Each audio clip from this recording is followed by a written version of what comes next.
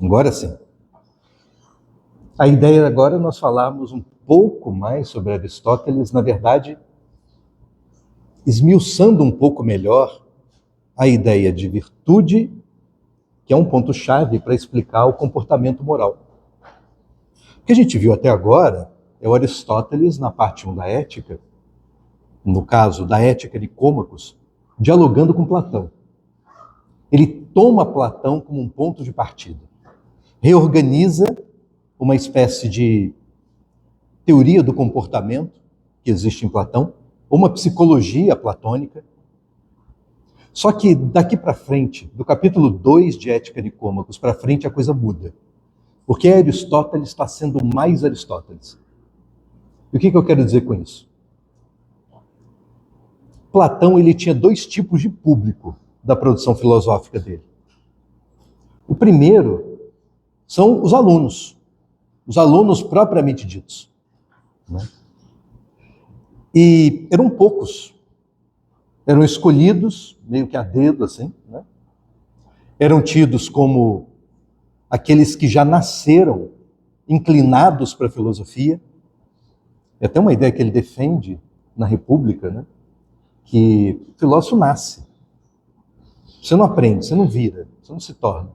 Você aperfeiçoa, mas você já nasce, no caso, com aquilo que é fundamental para se produzir conhecimento, a causa eficiente do conhecimento, que é a ideia do bem.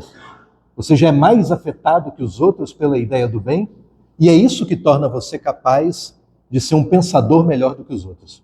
Como eram poucos os alunos, o conteúdo dessas aulas, ele não escreveu. Não está escrito. É a filosofia não escrita de Platão. Mas tinha aluno CDF, né, que fazia anotação. Então, o que a gente sabe desse conteúdo é por essas fontes indiretas. E corresponde muito mais à geometria, o que hoje a gente chama de geometria, do que propriamente filosofia. Um exemplo disso, para quem tem alguma curiosidade, está no diálogo mais embaçado de Platão, que é o Timeu. O Timeu, Platão fala da natureza. Mas fala da natureza a partir de um discurso mitológico, de como a natureza foi criada, até aí é a parte fácil do livro. O difícil é o que vem depois, porque ele descreve o mundo como um cosmos, até aí é um dado da cultura grega, só que ele matematiza o cosmos. Ele vai te explicar em termos matemáticos como o cosmos é um cosmos. E, meu amigo, para você que já tinha dificuldade com a prova de geometria, quando tinha um triângulo desenhado na prova, você imagina agora o mesmo tipo de dificuldade geométrica, só que sem triângulo desenhado, é com alguém descrevendo. Lembra aqueles problemas de geometria, em que só tem a descrição? A partir de um ponto A, trace uma linha secante com relação ao círculo de raio R. Né? Metade do tempo para fazer a questão é você desenhando o raio da figurinha, para a partir daí começar a pensar que fórmula você vai usar para achar, sei lá, o ângulo não sei o quê, né? O ângulo alfa. Então é um livro embaçado, é um livro difícil, mas isso corresponde à ideia da filosofia mais profunda. Não escrevia porque eram poucos. Se são poucos, para que eu vou escrever? Eu estou falando, vocês estão ouvindo. Aristóteles fazia a mesma coisa. Boa parte do ensino filosófico dele ele não escreveu. Todo o tratado sobre ética, os dois Ética Nicômacos, Eudemos, ele não escreveu. Foi escrito por aluno. E no caso, os dois livros são muito parecidos, Ética Nicômacos, Eudemos. Você nem acha Ética Eudemo fácil em português. Eu mesmo procurei ontem na Amazon. Você acha em espanhol, acha em inglês, em português, na Amazon pelo menos não tem. Mas é um livro que pouca gente estuda, porque quando você vai ver os temas, são iguaizinhos os de Ética Nicômacos. Com uma diferença, tem um assunto a mais em Ética Eudemo que não tem em Ética Nicômacos. E por sua vez, em Ética Nicômacos tem dois assuntos a mais que não tem em Ética Eudemo. Ética Nicômacos é mais bem escrito, tem mais assunto, sinal de que o Eudemo escrevia melhor, né? O Nicômacos escrevia melhor do que o Eudemo e faltava menos aula, porque tem mais assunto. Né? Um aluno mais aplicado em fazer anotação. Mas A outra produção filosófica do Platão, que é a que a gente tem acesso, que ele escrevia, não era feito para aluno, era feito para o grande público. É para qualquer um entender, a ideia é essa. E por isso que tem muita alegoria, é por isso que ele conta muita história, e é por isso que é escrito na forma de diálogo. É para ser popular o negócio. Se Platão soubesse desenhar, fazia história em quadrinhos, você entendeu? Os personagens vão pontuando ideias, há muita repetição de ideia. Então é para ficar fácil pegar a coisa. Né? Eu lembro de um aluno na época que, para concluir o curso, você tinha que fazer monografia. O aluno vira para mim assim e fala: professor, eu queria fazer um trabalho de conclusão de curso sobre Platão. Aí eu olhei para ele e falei: cada um com seus problemas, né? Não, professor, mas é que eu queria saber o que ler. Queria uma dica de leitura. Eu falei: você já pensou em ler Platão? Talvez ajude. Pode ser uma... Ele falou: não, professor, eu não sou idiota. Eu falei: é que a pergunta me deixou confuso, né? É que eu falei com o professor fulano e ele disse para eu não ler Platão porque eu não ia entender. Eu fico imaginando se o próprio Platão ouvisse isso, né? Eu falei: caralho, eu tive um esforço da porra para escrever um troço para todo mundo entender. Né? Milênios depois, vem um sujeito na academia e dizer que o cara não vai entender porra nenhuma. É porque no mundo da filosofia, das duas uma, né? Ou você é o filósofo, ou você é o cara que fala de filósofo, você entendeu? E assim, se você é o filósofo, tudo bem, você já deixou a sua diferença no mundo. Você já mostrou o quanto você é especial. Você tem algo para você sentir que você é melhor do que os outros. Mas quando você é o cara que fala do filósofo, como é que você cria a sua distinção? É dizendo para os outros que ninguém vai entender, só você que entendeu, só você tem a leitura absolutamente correta, e aí você escreve um livro. E quando você lê o comentador, você não entende porra nenhuma do que o cara está querendo dizer. E quando você pega o original, fica mais fácil de entender. Porque o cara, para dizer que tem uma leitura que só ele entende, ele tem que te vender o peixe de uma forma basicamente incompreensível. E é assim que aparecem os livros que têm frases do tipo: segundo a perspectiva ontognosologica do ser enquanto ser, tratado segundo a perspectiva deôntica. E você: caralho, que porra que essa frase quer dizer? Você fica meia hora ali, só com o dicionário do lado, para saber que cada palavra dessa funciona, para depois juntar o quebra-cabeça e ver se tudo tem algum sentido. Não é? Ao passo que facilitar o acesso, quase ninguém faz. Para quê? Né? Parece que não dá dinheiro nem prestígio facilitar o acesso. Mas ensina. Né? Ensina. O próprio Aristóteles aconselhava você a fazer isso, facilita o acesso. Ensinar isso. Né? Já o Aristóteles, o estilo literário dele, ele escrevia também para um grande público, só que ele não facilitava tanto. Ele não tem muita alegoria. Ele tem um discurso mais direto, mais causa e efeito, mais introdução, desenvolvimento e conclusão, sem narrativa.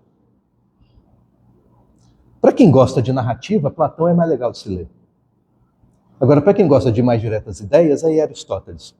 E Aristóteles é alguém que acha que para pensar bem, você tem que dividir o conhecimento. Você tem que categorizar. Você tem quase que montar uma imagem daquilo para que as pessoas entendam. E detalhe, esse modelo de organizar o conhecimento está presente até hoje. Quando você pega um livro de direito, você fala primeiro em determinado instituto, esse instituto tem uma natureza jurídica. Aliás, a pergunta mais escrota de uma prova qualquer, de um tema dogmático, é qual é a natureza jurídica de alguma coisa. É aquela questão que quando você olha, você fala: fudeu, né? Porque assim, eu sei qual é a natureza jurídica da planta, porque eu tenho uma matriz para pensar a natureza. Pensa no reino animal. Né? Reino, filo, classe, ordem, família, gênero, espécie. Cada uma dessas são categorias, critérios para você categorizar cada ser vivo do reino animal. Não é isso? E do direito? Quais são as categorias? Você não sabe, por isso que fica confuso. Cada autor inventa uma. Mas a ideia é você pensar de forma categorial. Dividir em categorias. Aí você diz que um cheque, que é uma coisa do passado, que ninguém mais sabe o que é, mas estranhamente isso cai em prova de concurso até hoje. Né? Meu filho viu um talão de cheques outro dia, perdido naquela que você vai arrumar a gaveta e jogar fora papel.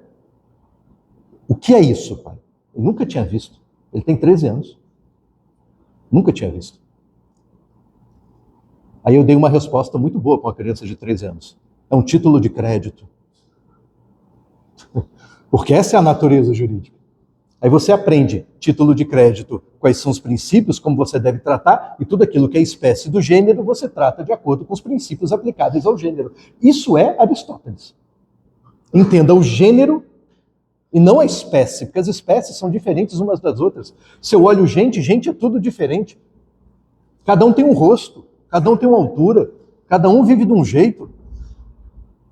Se eu quero entender as pessoas, eu só posso entender como categoria. Eu não posso entender como indivíduo.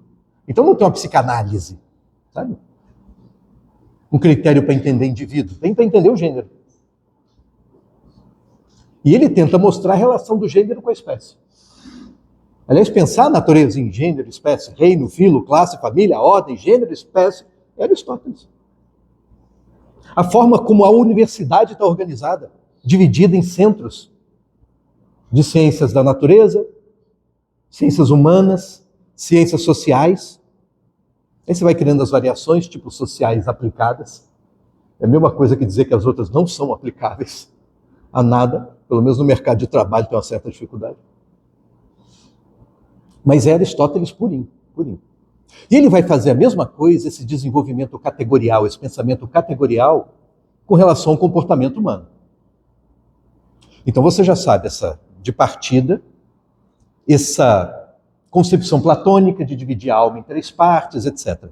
O Platão cria uma alegoria para falar de um grande conflito que existe, uma espécie de guerra civil que existe em cada um de nós, entre os sentimentos e o pensamento. A sua capacidade de pensar e a sua capacidade de sentir. E você já sabe, essa altura do campeonato, que como cada uma dessas partes, a sensível e a pensante, são partes da alma, e a alma é aquilo que te move, é aquilo que te faz agir no mundo, você já sabe que, a princípio, o que se diz é que você é movido, ora pelos seus sentimentos, ora pelas suas deliberações conscientes, ora pelo seu pensamento. As duas coisas te movem no mundo. Mas elas te levam a agir no mundo de formas completamente diferentes. O Platão conta numa alegoria, porque você já sabe, é para todo mundo entender, ele fala de uma carruagem, imagina uma carruagem, uma biga, aquela carrocinha puxada por 2 cavalos. Tem um cocheiro, um condutor, e você tem 2 cavalos, sendo que um deles é um cavalo rebelde. É um cavalo muito forte, muito poderoso, mas que não obedece muito às rédeas. Ele vai para onde quer ir. E cada hora ele quer ir para um lugar diferente. Essa carruagem tem um destino. Ela vai para os céus. Uma carruagem mágica, vai lá. E para o céu aqui quer dizer, pensa numa estrada para a perfeição. Uma estrada para a perfeição, é mais ou menos isso. O segundo cavalo, ele é um cavalo da razão. Ele representa a razão. Esse cavalo rebelde representa os seus sentimentos. São incontroláveis, são indomáveis. Já a razão é um cavalo também forte, muito poderoso. E dócil. Dócil ao cocheiro. Quem é o cocheiro? É a vontade. É o seu querer. É a sua escolha, é a deliberação, é a liberdade. Dá para dizer que esse cocheiro é o mais racional do que o próprio cavalo da razão. E noutra interpretação, talvez fosse mais interessante esse cavalo ser o irascível, aquele forte que obedece. O fato é que essa carruagem só consegue andar no sentido que o cocheiro delibera se houver uma aliança entre esse cocheiro e o cavalo dócil. É o cavalo dócil que consegue domar o cavalo rebelde. Ou, saindo da metáfora, é a razão que consegue domar os sentimentos. É uma crença platônica. Eu não sei você, mas eu tenho muitas dúvidas sobre isso, sabe? Se a razão realmente consegue domar os sentimentos. Afinal de contas, você vê alguém que se emputece. A pessoa está ali numa situação que você vê que ela foi injustiçada, ela foi sacaneada. Ela está reclamando e você diz, reclamando com razão. Mas ela continua num nível de aumento de emputecimento tal que ela estoura e começa a gritar e bater na mesa, e aí você diz, perdeu a razão. É engraçado, porque essa expressão, se você pensar em termos literais, significa única e exclusivamente que a pessoa dali para frente deixou de ser governada por qualquer coisa que você reconheça como razão e passou a ser governado 100% com relação aos sentimentos. Mas o fato é que o conflito entre sentimento e razão já estava ali. A pessoa argumentava, mas argumentava falando duro, falando alto. Um cara de puto. Você vê que está emocionado enquanto pensa. As duas coisas estão juntas, mas ainda é a razão que prevalece, de tal maneira que ele consegue ficar quieto ainda por alguns momentos, para ouvir alguém, para ouvir um conselho. Mas o mais curioso é que quando a gente diz que a pessoa perdeu a razão, dá a impressão de que ela perdeu a causa. Quando, na verdade, ela só se destemperou dali para frente. É que a gente costuma ser mais solidário com quem se mantém racional do que com as pessoas que se mostram passionais. E aí o nosso senso de justiça, ao julgar o que acontece com os outros, se vê perturbado pela ideia de que perdeu a razão. Como quem diz, é como se eu não tivesse mais nenhum papel a desempenhar com relação a ele. E agora, dominado pelos afetos, como ele não escuta nem a ele mesmo, que dirá escutar a mim? E, portanto, eu não tenho o que fazer e, portanto, não tenho como ser solidário. Mas se for pensar nos efeitos de um julgamento, pode ser bastante injusto, né? Mas é o que a gente frequentemente faz. É como se a gente gostasse mais das pessoas que não perdem a razão do que das pessoas que perdem a razão. Então, se há a possibilidade de não perder a razão, é porque, ainda que existam emoções presentes o tempo todo, não dá para calar os sentimentos, não dá para eliminar os sentimentos. E, na verdade, o caminho para o paraíso, para a virtude, para a felicidade, enfim, entenda você essa alegoria do jeito que quiser, depende dos dois juntos. Eu não tenho como tirar um cavalo da carroça. Eu tenho como fazer os dois andarem em harmonia.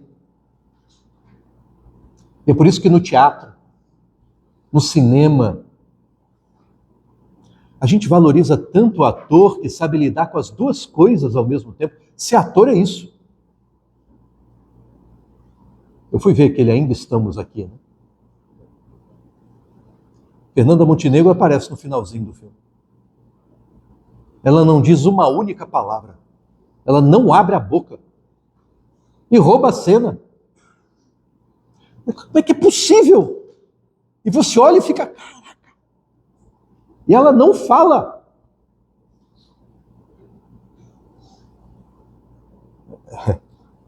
É uma atriz muito foda. Muito, muito. Mas o que ela tem é uma habilidade gigantesca para lidar com as emoções. As próprias emoções. Porque o ator, quando chora em cena, ele está realmente triste. Mas é engraçado, porque a tristeza, a rigor é do personagem. Mas para eu chorar com uma tristeza que não é minha, eu só consigo usando uma tristeza que é minha. Eu tenho que tirar daqui de dentro. O lado sofrido do ator é esse. A gente tem um esforço danado, às vezes, para esquecer e para reprimir os nossos próprios sentimentos. Mas o ator não pode fazer isso, porque senão ele deixa de ser ator. Deixa de ser atriz.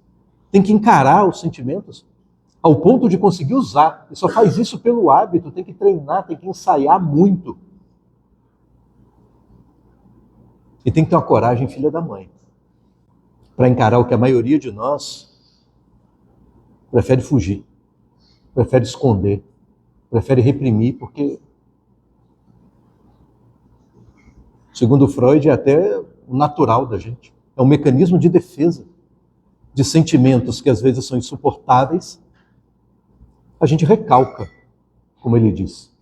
Ou esquece, reprime, escolhe esquecer, por uma escolha racional.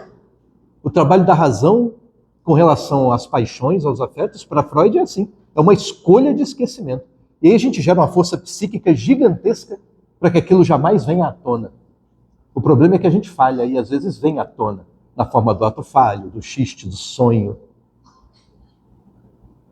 E mesmo no sonho é tão confuso porque é como se o seu sensor racional estivesse cochilando nessa hora, mas o seu inconsciente está ali funcionando a todo vapor. E vem à tona e ele, como se um prisioneiro tivesse escapado. Prisioneiro que é uma lembrança que não podia ser lembrada. Escapa do inconsciente, vem à consciência na forma do sonho, mas ainda assim você tem um mecanismo de defesa, que é embaralhar tudo.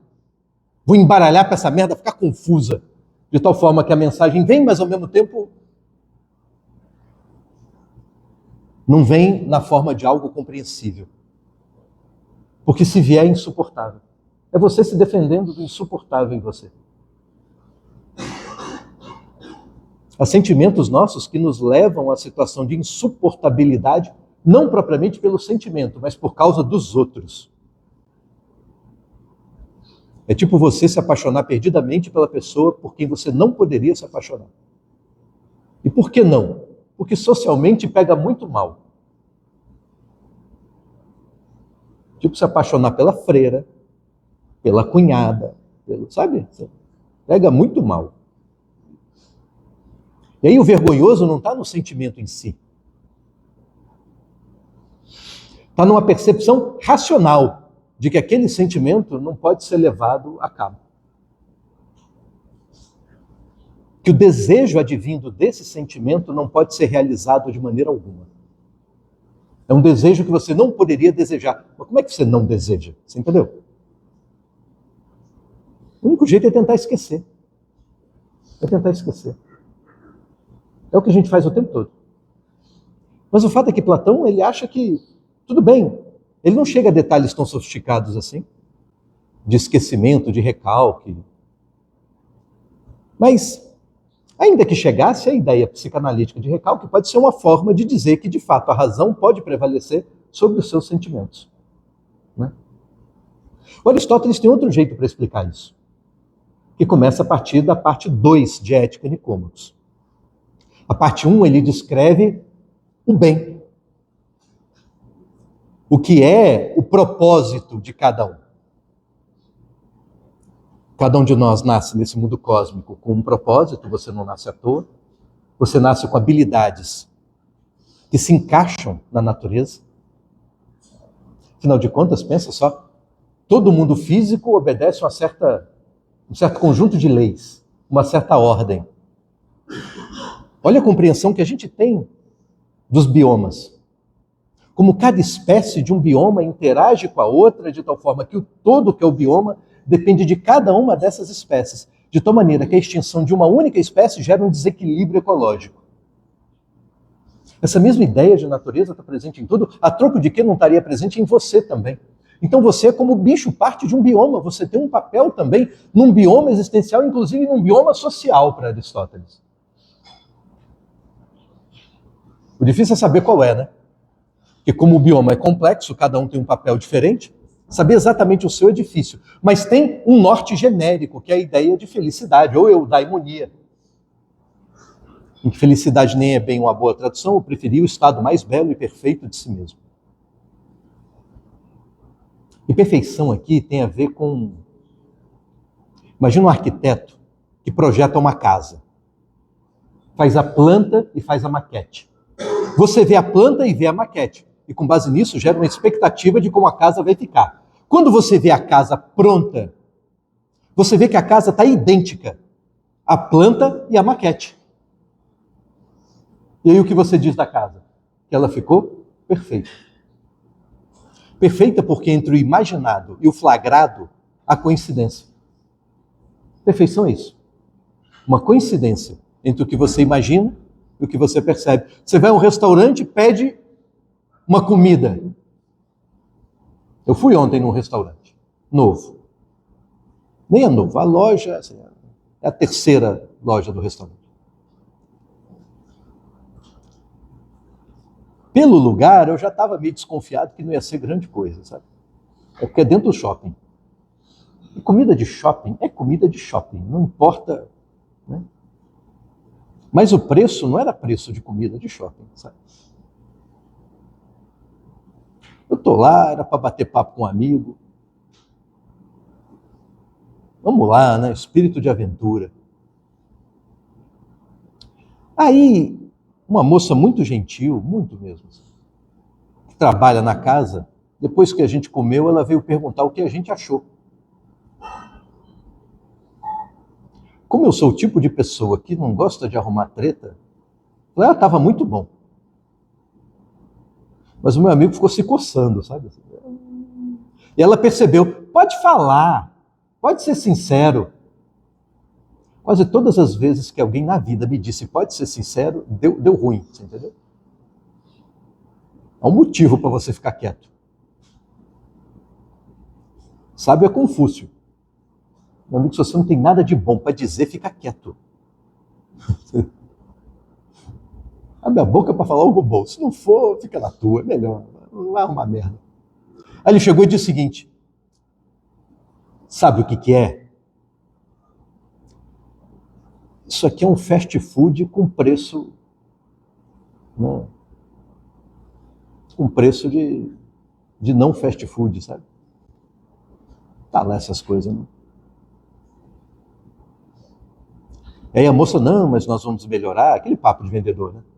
Aí dá um tempo, quando a gente foi saindo, que o gerente estava longe, ela virou pra gente assim: eu também acho. Você me cobra caro demais pro que serve aqui, né? Mas, se você entra ali sem expectativa nenhuma, e a nossa expectativa alta com relação, porque não estava ruim. Se parar para pensar, chega a ser uma ingratidão com a existência. Você criticar um prato de comida que, tudo bem, estava saboroso, sabe? Muito melhor do que o RU, por exemplo. Tudo bem, eu exagerei na comparação, né? Mas assim, a questão é que quando você vê o preço, quando você vê o lugar, quando você vê toda a tentativa de vender sofisticação, você imagina algo melhor.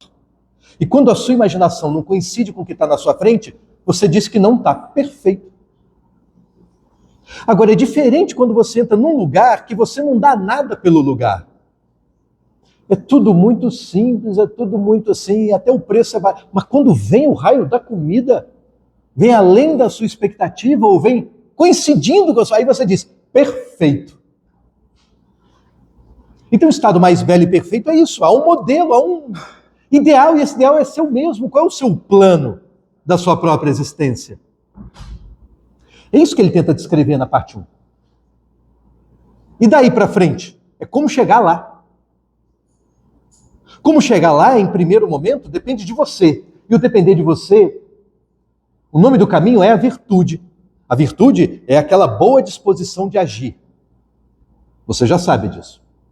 Mas a virtude ele divide em 2 categorias. As virtudes éticas e as virtudes dianoéticas. Ética e dianoética. Isso porque nós somos movidos, basicamente, por 2 grandes partes. Uma parte imaterial chamada espírito, uma parte material chamada corpo. Platão, quando divide a alma em 3, ele divide a mistura das 2. Mas há 2. Uma que você pode chamar de lado pensante seu, ou a razão, ou a consciência, e um lado, que é aquele cavalo difícil de controlar, que são os seus sentimentos. O que Aristóteles chama de virtudes dianoéticas são aquelas ligadas à consciência, ao pensamento e à razão. São as virtudes dianoéticas. É uma categoria diferente. Não é uma categoria diferente.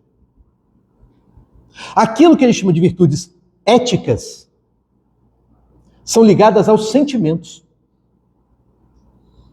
Portanto, toda virtude ética é no resultado desse embate, dessa guerra civil entre os sentimentos e o pensamento, é o bom resultado dos sentimentos em você. Portanto, a ética para Aristóteles, ela é sensível. Ela tem a ver com sentimento.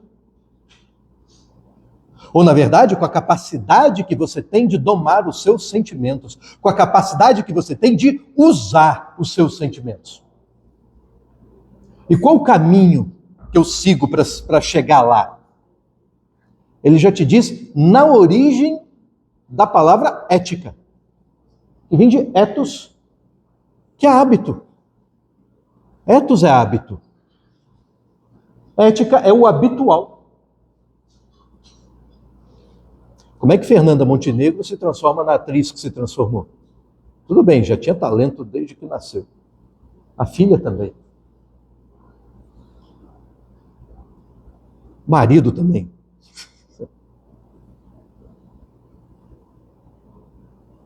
Mas se nunca tivesse ensaiado e levado a sério os ensaios, olha, jamais conseguiria.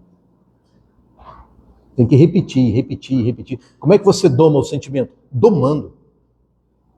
É que nem aprender a andar de bicicleta, é andando. Não tem jeito. E quanto mais você andar, melhor você fica nisso. Como é que você aprende a dar aula? É dando aula.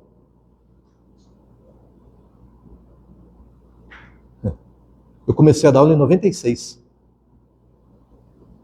Foi o ano em que surgiu a LDB, a atual Lei de Diretrizes e Bases da Educação. Foi minha sorte, porque eu era aluno de graduação, a minha turma era curiosa, porque tem uma geração de estudantes de direito em que o sonho dourado do estudante era ser advogado. Todas as gerações anteriores à minha, todo mundo queria ser advogado. Aliás, isso aconteceu inclusive com a minha geração. Os meus colegas de turma, todo mundo queria ser advogado de um grande escritório. A meta da galera era Bozige Mauês, Pinheiro Neto, sabe? A galera invejada, o cara foi fazer estágio com Bermudes, tem chance de ser contratado. O Sérgio Bermudes me deu aula de processo, ele contratava os alunos. Eu talvez não, eu tenho certeza, eu era o pior aluno de processo civil da sala. Eu era o pior. Mas Bermudes gostava de mim, cara. Me ofereceu estágio.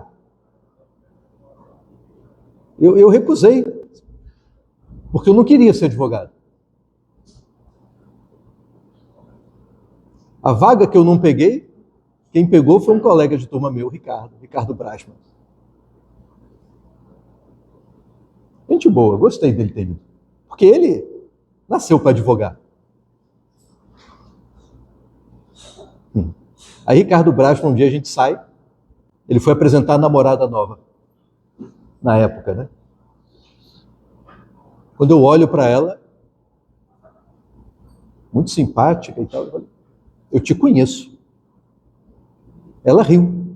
Era a Flávia Alessandra, a atriz. Porque o escritório do Bermudes, ele começa a pegar um monte de ator e atrizes, né, como clientes em causas as mais diversas. E o Ricardo virou um cara que pegava as causas dos atores e das atrizes. E além das causas, começou a pegar também. Né?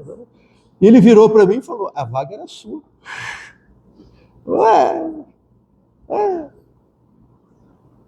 Agora ela está casada com esse outro ator, o Ricardo é o ex dela.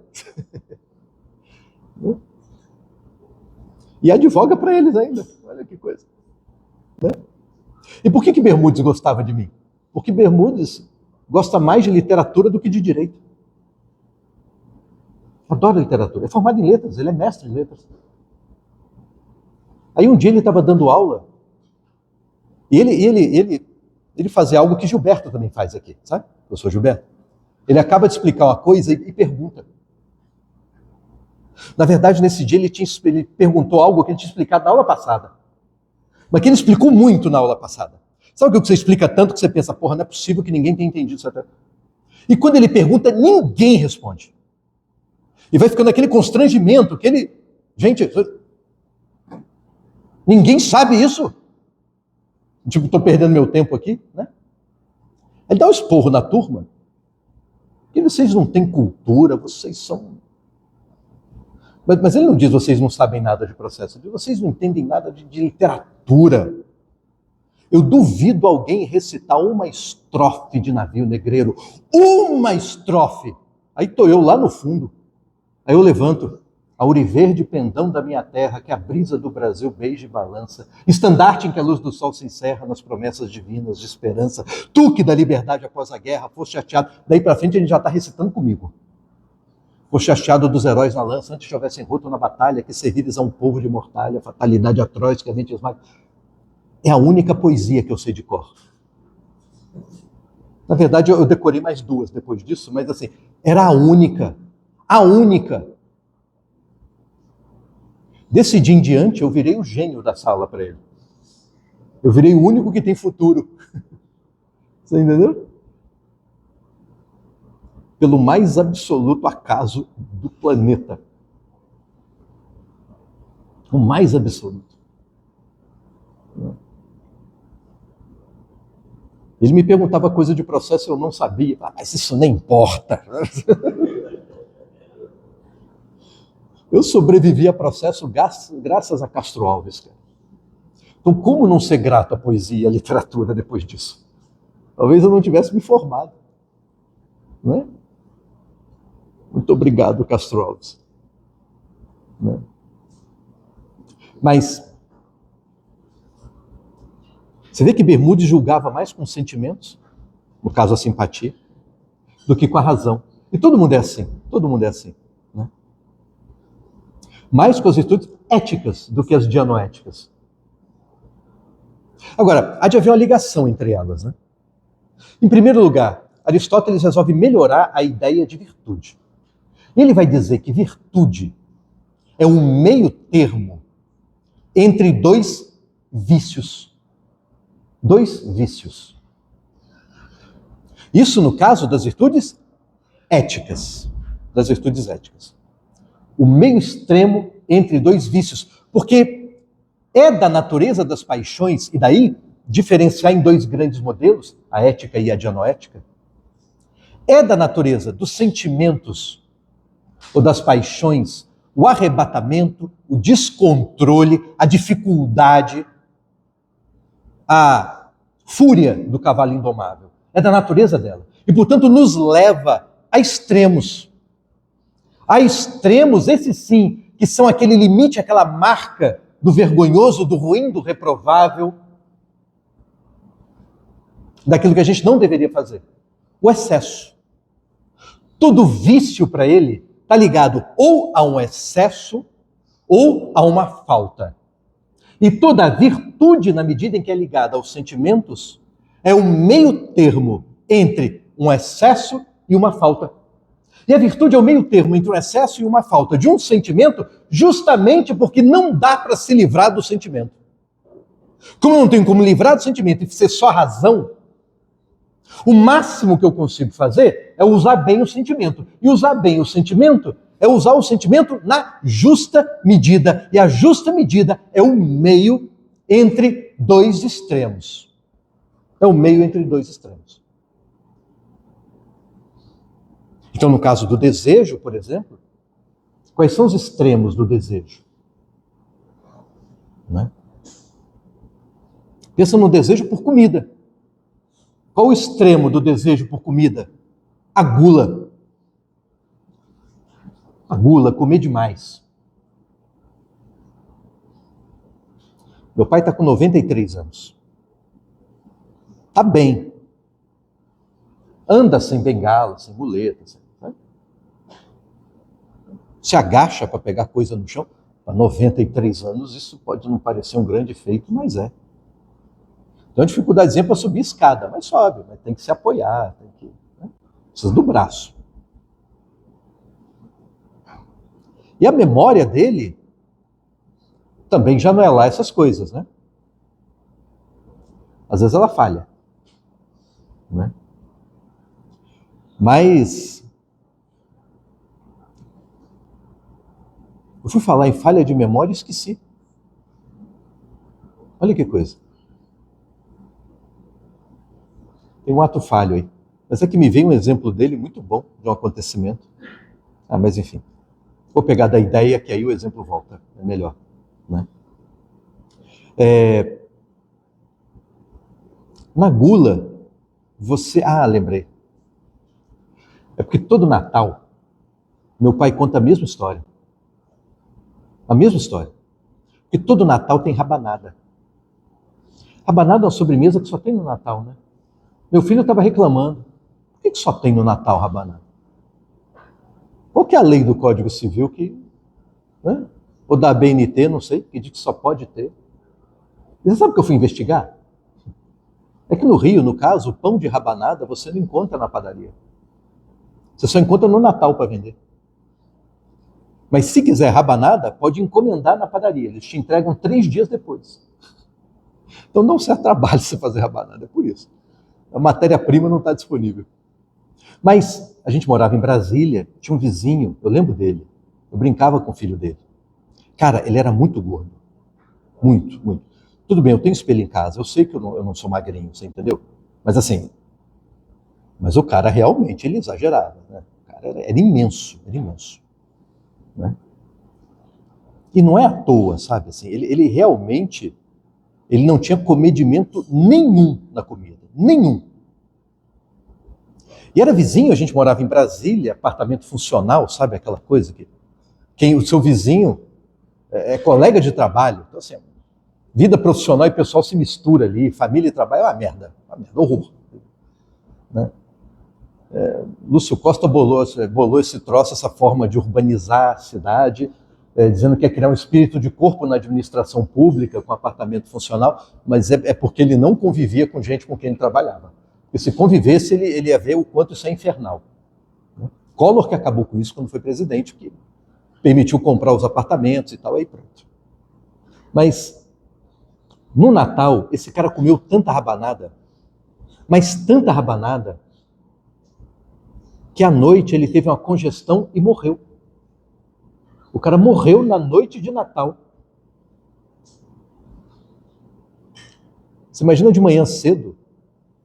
Eu lembro da cena, eu acordando, porque no dia 25 eu acordava muito cedo para correr para a árvore de Natal para ver se Papai Noel tinha deixado presente.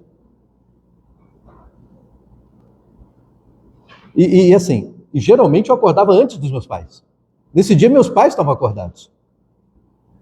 E tinha ambulância, e tinha polícia no prédio, e tinha um cadáver no prédio. Na noite de Natal.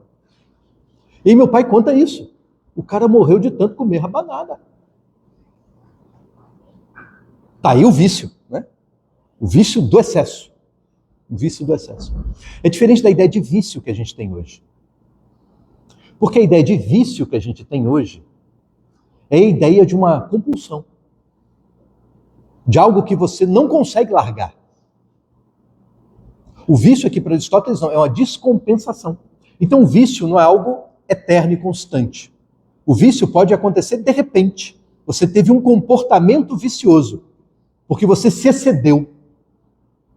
Você, por exemplo, você não bebe muito, mas tem aquele dia que tu chuta o balde. Tem aquele dia, assim, sabe, que você enfia o pé na jaca. Esse dia você teve um comportamento vicioso. O que não quer dizer que você vai repetir no dia seguinte. Provavelmente a ressaca é uma boa lembrança da natureza de que aquele dia não deve se repetir jamais, inclusive. Então isso é um extremo. A gula. E o outro, o oposto da gula? Aristóteles mesmo diz que tem alguns extremos para os quais a gente nem tem nome. Mas imagina como outro extremo a greve de fome. Você se recusar completamente a comer alguma coisa. Aí também não, né? Porque os dois são desagregadores da sua existência. Ou seja, os afetos, se conduzidos na vida de forma viciosa, são prejudiciais à vida. E como a vida é uma condição para você ser feliz, a felicidade é uma qualidade atribuída à vida, é um valor atribuído à vida. Sem vida não tem. Então, né? requer-se um comedimento, evitar os extremos. E tudo bem que a gente possa atingir um extremo de vez em quando, que a gente perde a razão, ou seja, a gente descontrola com relação aos sentimentos e peca por falta ou por excesso. Mas a questão é que tem gente que habitualmente, frequentemente peca, ou por falta ou por excesso. No caso do uso dos recursos materiais, dinheiro, não é? Qual o excesso? É a prodigalidade, é o pródigo. Está no Código Civil ainda, né? O pródigo. É o que gasta demais. Ou como Aristóteles, que é mais certinho, define, gastar mais do que ganha. Gastar mais do que ganha. Eu lembro na época do Plano Real, o Fernando Henrique repetindo o tempo todo, dizendo que tem que ter um controle da emissão de moeda. E dizendo que o Estado não podia gastar mais do que arrecadava. É engraçado, porque ouvindo isso hoje é a mesma coisa que no conceito de Aristóteles dizer que o Estado brasileiro é viciado. Era um estado de comportamento viciado, porque habitualmente gastava mais do que ganhava. A gente consegue gastar mais do que ganha, por causa do crédito. Aquela coisa do demônio chamada cartão de crédito. E quando você passa, a maquininha dá um sinal verdinho dizendo ok, e tem alguém do outro lado da corda pro gordinho, filho da puta. Espera chegar o fim do mês para ver. Aí puxa a corda no teu pescoço de uma vez, chamado fatura. Tá.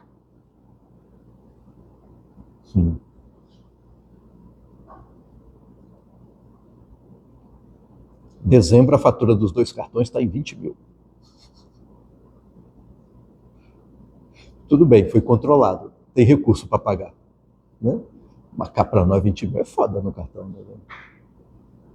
É porque eu não uso sozinho essa merda, você entendeu? Controlar você mesmo é uma coisa, controlar os outros é outra, ainda mais quando os outros estão longe. Tem que segurar aí, né? Tem que maneirar. Mas enfim. Qual que é o meio termo entre a gastança e o outro extremo? Ser sovina, ser mão de vaca. Segurar o dinheiro. Cara, eu tenho um primo que é muito mão de vaca. Muito, muito. Absurdamente mão de vaca. Ganha muito bem. É um servidor público no Distrito Federal, aposentado já. Bem remunerado. No nível servidor público. Né? O servidor público não está aí para enriquecer. Mas daí dizer que passa necessidade também não. Né? Só que ele, assim, cara, para sair dinheiro da mão dele. Felizmente, ele só não economizou em 2 coisas na vida dele: a educação e a saúde dos filhos. Então ele foi bem. Nesse ponto ele usou bem. Agora, com ele mesmo é um negócio assim que você olha a figura, o jeito que ele está vestido é indigente, sabe? É o tênis furado. Aí você oferece um outro para ele, ele aceita de bom grado. Quando vai botar o tênis e tira, você vê que a meia também está furada. E está de boa. Sabe? Está de boa. Mas aí você pensa, tá, mas tem um custo viver assim, né? Tem um custo.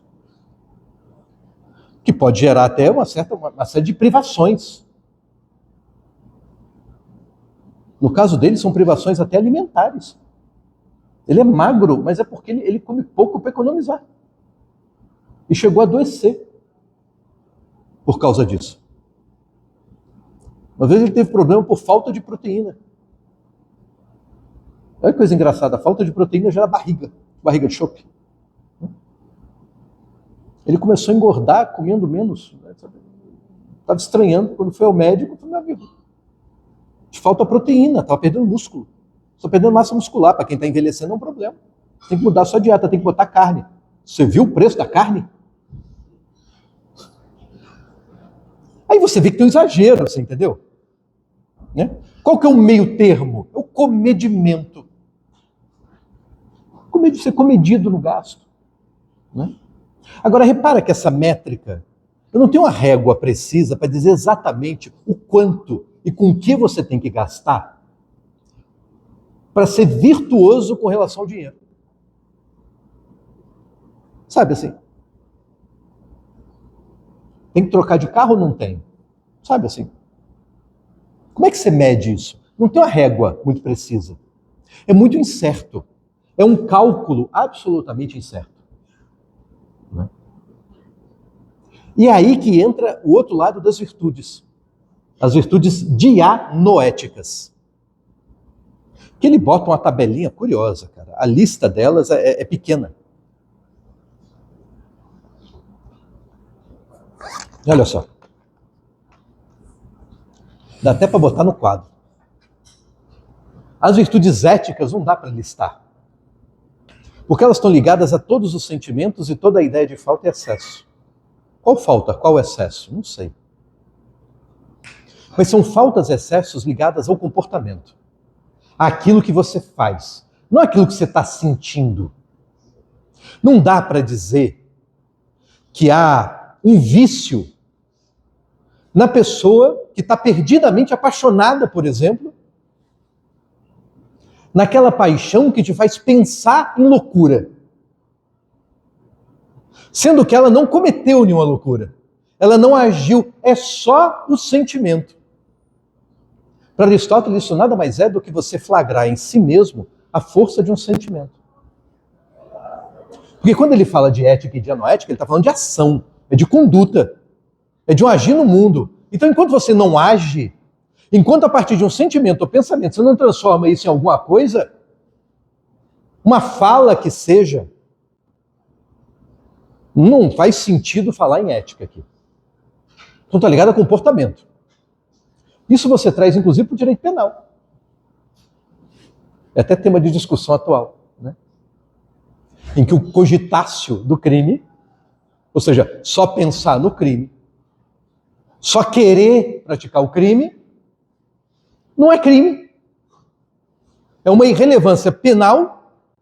Para Aristóteles, é uma irrelevância ética, porque não tem ação. Percebe? Só que para Aristóteles a tentativa não é irrelevante em termos éticos, porque tentar já é agir. Entendeu? Você já partiu para a ação. Né? E no caso dos crimes consumados pela tentativa, aí então em termos jurídicos você não tem nem muito o que discutir. Né? E na verdade um detalhe curioso, né? Você estuda direito penal, aí está lá, né? Fato típico, antijurídico, se é culpável ou não, discute-se. Depende da linha aí de autores que você pega. Mas o fato é que você lê em Teoria Geral do Direito que sanção é aquilo que decorre do cumprimento da norma. Mas quando você olha o direito penal, fica um pouco confuso, porque quando vem assim, matar alguém, pena 6 a 20 anos. Aí você diz que alguém ganha pena por violar a norma. Mas é porque você pensa na antijuridicidade, você não pensa na tipicidade quando fala disso. Em que a antijuridicidade, ou seja, a ideia de reprovação, que ela reprova é o homicídio. O que ela reprova é matar. O que a norma quer é que você não mate. Mas a norma não está redigida assim, não mate. Não está que nem os 10 mandamentos, não matarás. Está escrito, matar alguém. Pena 6 a 20 anos. Então, quando alguém mata alguém, começou a realizar a norma. E a norma é plenamente realizada quando você atribui a quem mata uma pena de 6 a 20 anos. Aí você realizou a norma. A sanção é aquilo que se aplica pela realização da norma. Ela é realizada quando alguém mata. Portanto, a norma é dirigida para quem pune.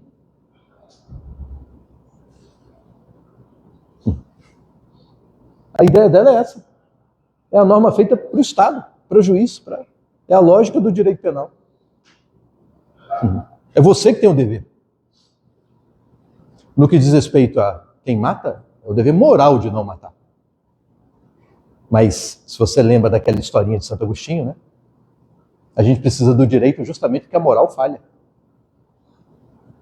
Primeiro o amor, se todo mundo se amasse não teria problema. Como o amor falha, vem a moral é razão, é uma escolha, uma deliberação. Então o cara escolhe não matar, mas a razão também falha, a moral falha. Então o cara, né? Agora que falhou, aí vem você. Com o direito, com a dor, com a punição. Para que o outro não faça, porque esse aí não tem mais jeito. Já matou. Crime é sempre algo irrecuperável. Como é que você faz voltar à situação anterior de um homicídio? É ressuscitando o morto, mas não dá. Já era. Mesmo crime material que você tem como devolver a matéria roubada, ainda assim fica. Fica o trauma, fica a lembrança, fica o medo, fica um monte de coisa. Não tem como desfazer. As coisas ruins não tem como serem desfeitas. O máximo que você pode fazer é tentar evitar a próxima. Mas é que já aconteceu, fudeu. Fudeu. Por isso que para Aristóteles a política, o controle social, está menos ligado na punição e mais na prevenção, porque a cidade boa não é aquela em que o criminoso é punido, é aquela em que não tem crime. É diferente. Punir é um meio para evitar que se tenha crime, mas o principal é ali. Como é que você evita que o crime aconteça? Essa é a pergunta. Mas a gente só pensa na punição. A única resposta que a gente tem para isso é botar mais polícia e aumentar a pena. A gente já conta com o crime acontecido. Está falando de socioeducação, né? Se olha o ECA, tem 3 medidas socioeducativas previstas ali. Internação é a última delas. Segundo a jurisprudência do STF, só quando há violência. Que os outros atos infracionais sem violência contra a pessoa são as outras 2 medidas infracionais. Quais são? Aquelas de semi-liberdade e as medidas em meio aberto. Medida em meio aberto, semi-liberdade, assim. Meio aberto está na mão do município. E geralmente na Secretaria de Assistência. Tem recurso federal vindo do SUAS, o Sistema Único de Assistência Social, para bancar isso. Só que o recurso federal, que é uma mixaria, é enviado por menor, né, por jovem infrator, e precisa da sentença primeiro. Eu lembro que quando você olhava a história do garoto que está no IASES, na internação, a média do moleque que vai para a internação é ter 7 passagens anteriores pela polícia. 7. Isso quer dizer que esse moleque está dando aviso de que vai fazer merda. E quando você vai para a escola, você descobre que antes da primeira, professor e diretor de escola já tinha percebido que ia dar merda. E alguns comunicavam a assistência, só que a assistência não tem recurso para fazer nada. Porque o sistema, para ganhar dinheiro, para ter recurso, para bancar a política, tem que esperar o moleque cometer o ato infracional, o primeiro. Enquanto não há o cometimento do primeiro, e no juiz, não é na delegacia. Com o juiz, enquanto não houver sentença, não tem dinheiro. Ou seja, a gente aposta, a gente já conta com o crime cometido. A lógica toda está assim. Né?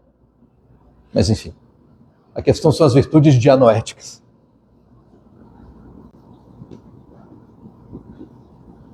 Eu ajudei o professor Ricardo Gueiros na banca, na seleção de mestrando, né, de candidato. Aí tinha uma menina que o projeto dela era sobre o IASES. Aí eu falei, olha, deixa eu dizer o que eu penso aqui. Aí ficou na cabeça. Você já sabe, elas lidam com pensamento. A primeira delas, ele vai chamar de nous, que você vai ver traduzido como intuição ou inteligência. Intuição ou inteligência.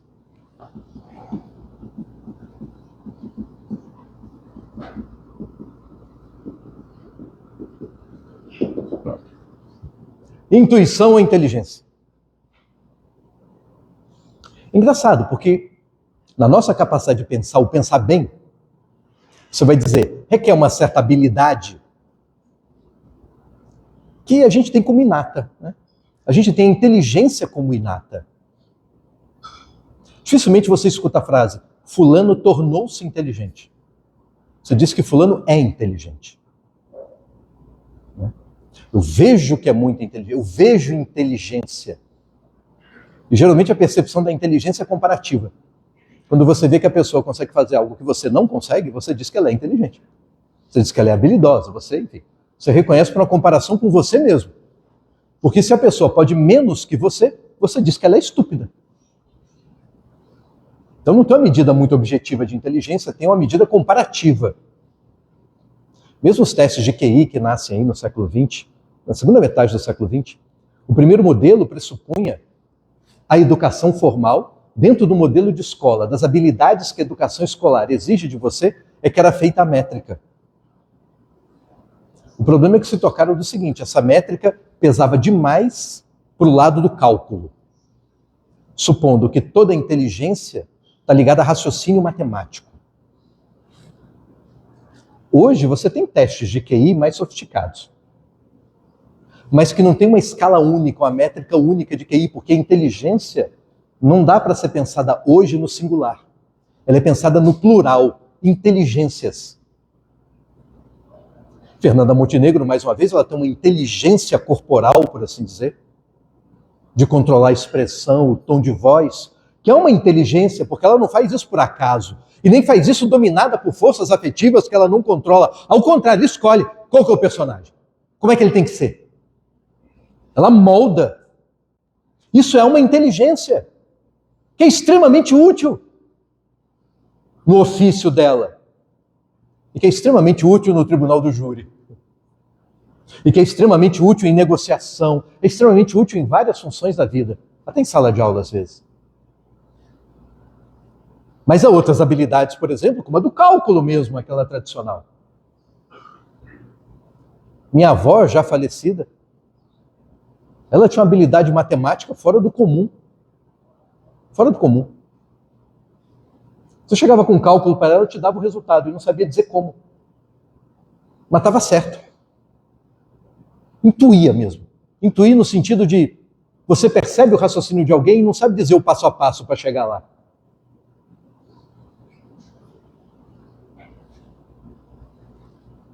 Por isso intuição e inteligência aqui estão misturados. A intuição traz a ideia de um mistério de funcionamento do cérebro. Ele intuiu como se viesse do nada. Porque quando eu digo inteligência, eu suponho que existe um processo de pensamento que possa ser reproduzido, que possa ser conhecido, ao ponto da gente às vezes se espantar com a produção intelectual de alguém e perguntar, cara, como é que você pensou isso? E a pessoa explica como pensou. Há livros acadêmicos que têm ideias geniais, mas a pessoa te mostra passo a passo como chegou ali. Olha, eu comecei daqui, pensei isso, eu vi essa coisa de outro jeito. Pega Freud, que é legal de ler, ele escreve bem. E ele não é o cara que pensa e escreve, ele escreve enquanto pensa. Ele vai te contando o que ele está pensando. E como escreve muito, tem textos que você lê lá na frente, em que ele pensa coisas diferentes, ele muda de ideia. Ele diz que muda de ideia, mudei de ideia. Estou pensando enquanto estou escrevendo. Né? Então você acompanha a cadeia, aí você chama de inteligência. Quando você não vê a cadeia, você chama de intuição. Tem coisas que você pensa, que você bola, que você organiza na sua mente, e você mesmo não sabe dizer exatamente como você fez, de tão rápido que fez, de tão automático, de tão instintivo. Parece instintivo. Mas para Aristóteles, é tudo a sua mente racional funcionando exatamente do mesmo jeito. Entre o que você chama de inteligência e o que você chama de intuição, para ele, vem do mesmo lugar, é o mesmo processo, é a mesma habilidade. A diferença é que um você está prestando atenção no passo a passo e no outro não, você já deu um salto. E como é uma virtude, toda virtude pode ser aprendida, pode ser aperfeiçoada. Detalhe, o ponto de partida de todas as virtudes não é algo adquirido, é algo inato, os sentimentos são inatos. O que você aprende a lidar com eles. A inteligência é inata, o que você aprende a lidar com ela. Então, como a virtude, o aperfeiçoamento dessas partes, mesmo aquelas ligadas à inteligência, podem ser aperfeiçoadas. A sua inteligência pode ser aperfeiçoada. Quanto mais cálculo você faz, melhor você fica em raciocínio lógico matemático. Quanto mais você lê, melhor você fica na sua capacidade de escrita, de leitura e de expressão, que são inteligências. Vocabulário todo mundo tem. Mas tem gente que fala bem e gente que fala mal. O que fala bem é aquele que escolhe a palavra certa no momento certo. Há pessoas que são invejáveis nisso, que são cirúrgicas na escolha de palavras. E detalhe, há quem seja cirúrgico na escolha de palavras no texto. Outros são na fala, o que é mais admirável ainda. Porque no texto você tem que parar para pensar um pouquinho, né? Tem uma história que eu vi, não sei se é verdade, de tão incrível que é. A música Rosa, de Pixinguinha. Sabe qual é? Tu és divina e graciosa, estátua majestosa, amor por Deus esculturada, inventada com ardor. Quem saca de música, vê que, no caso do chorinho, e esse chorinho especial, o que eles chamam de frase, né? A sequência musical, é muito longa. É muito longa. É coisa que acontece na música barroca, clássica, no jazz e no chorinho. São longas, é sofisticado o negócio. E olha essa.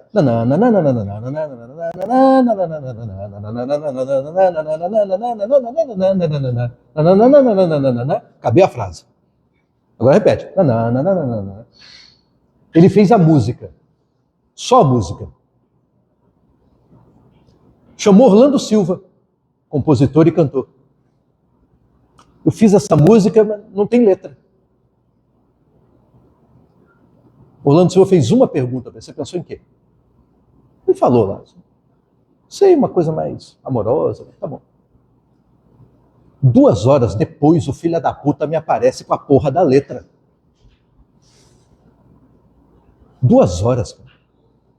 Tu és divina e graciosa, estátua majestosa, amor por Deus esculturada, enfeitada com ardor, na alma da mais fina flor, de mais ativo olor e que da vida és preferida pelo beija-flor. A porra rima, a porra encaixa na melodia, palavra por palavra, não sobra palavra, não tem pronúncia esquisita de palavra nenhuma, todas encaixam. Vai pro inferno. E é bonito. 2 horas? Eu não faria isso em 2 vidas. O puto fez em 2 horas. É uma inteligência, você entendeu? Aí você pergunta, como é que você fez isso, cara? Diz outra lenda que Pablo Picasso, a pessoa contrata para fazer uma tela. Ele faz na frente da pessoa. Começa a rabiscar. E cobrou caro, né? Tanto. Ele falou assim, mas você levou meia hora para fazer esse quadro? Ele disse, não. Eu levei a minha vida toda até aqui para fazer esse quadro. Ou seja, ele aperfeiçoou ao longo da existência a inteligência dele. Você aperfeiçoa a sua inteligência. Desde que a use. Desde que bote para funcionar. Tem gente que não bota para funcionar a porra da inteligência. Tem que botar para funcionar. Essa é a parte 1. É a parte 1. E detalhe, ela é diferente daquilo que você pode chamar de ciência ou conhecimento. Ele vai chamar de episteme. A ciência, ou seja, repertório.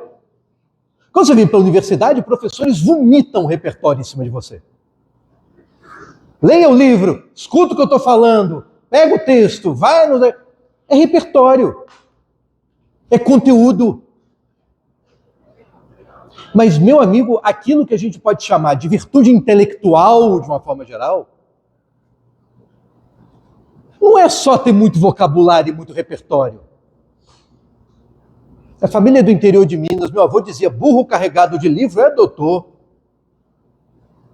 Sabe, começa a citar um monte de coisa. O homem que falava javanês, de quem que é esse conto? Oi? Lima Barreto. Barreto era foda. Outro cara foda na literatura. Aliás, 2, Lima Barreto e João Barreto, que era contemporâneo dele, mas não era parente, apesar de nada, conhecido como João do Rio. 2 cronistas, né? 2 criadores de contos, contistas e cronistas. Geniais, cara, geniais. Um retrato do Brasil do começo do século XX, assim, que você lê, Explica muito sobre você, hoje, sobre a gente. Né? O homem que falava javanês, quem é que fala javanês aqui? Se eu digo que falo, todo mundo, nossa, mas que cara, né? Jeito culto, fala javanês. Ele percebendo, ele denunciando essa história, meu amigo, você tem muito repertório, não quer dizer que você tem uma mente completa, vamos dizer assim. Machado de Assis, outro gênio da literatura, tem outro conto, chamado Teoria do Medalhão. É o pai que chega para o filho e diz, meu filho, como todo pai, estou muito preocupado com o seu futuro, eu olho para você e percebo a sua total incompetência em todas as áreas da vida. Você é um completo inútil para tudo. Nos estudos você é uma vergonha, nos esportes você é medonho, você, enfim. E por isso, meu filho, com a necessidade paterna que eu tenho de lhe encaminhar num bom caminho da vida, que lhe permita sobrevivência e dignidade, a profissão que bem lhe cabe é a maior e mais reconhecida em termos sociais de todas, que lhe dará muito dinheiro e prestígio, é a profissão de medalhão. Medalhão é a expressão da época, fulano é um medalhão, é um fodão, é o cara.